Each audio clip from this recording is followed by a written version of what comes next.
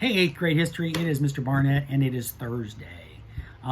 Just wanted to talk to you about some things that you may know something about, and then again, you may not.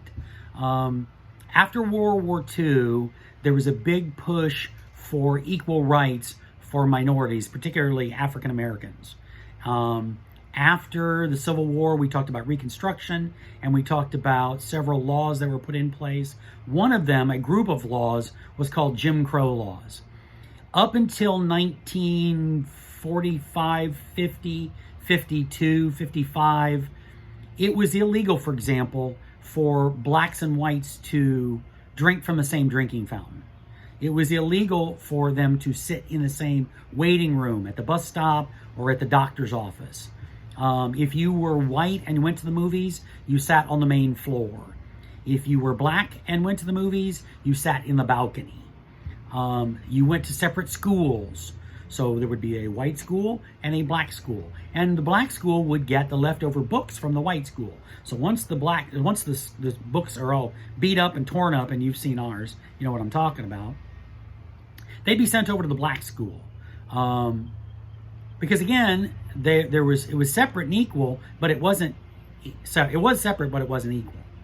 So as we get out of the 1940s, 1950s, certainly the 1960s, there's a big push for racial equality and the disbanding of Jim Crow laws. Today, we have no such thing.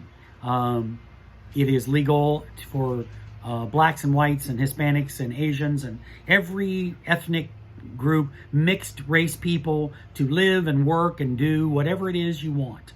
Go wherever you want. And we all operate this way. And we kind of think, well, it's always been like that, but it hasn't. Just in the past 70 years, we have seen a change in the way we do things. Now, a big part of that in the 30s coming into, and then after the war, was what was called the NAACP, National Association for the Advancement of Colored People. And so that was formed in the 30s, but it really became popular after the war. And again, the thinking was, we just fought Hitler, who was treating people differently based upon their ethnic heritage. He was treating Jews differently than he treated the Aryans or the blonde-haired, blue-eyed people. And we said, that's wrong. And then we came back to the United States and said, well, if it's wrong to treat Jews differently than everybody else, why is it not wrong to treat blacks or Hispanics or Asians differently? And so we began to question that. And a lot of people said, you know, why are we treating people differently?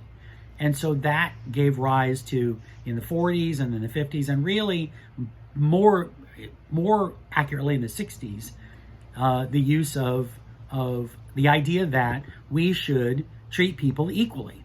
And so, you know, the classroom that you will be in certainly very soon will have men and women. It'll have young and it'll have male and female. It'll have black, white, Asian, Hispanic, mixed race, whatever. And we think it's always been like that, and it hasn't. So I wanted to give you a little education on that. If you have any problems or questions, certainly send me an email, and I look forward to seeing you very soon. You guys have a great day.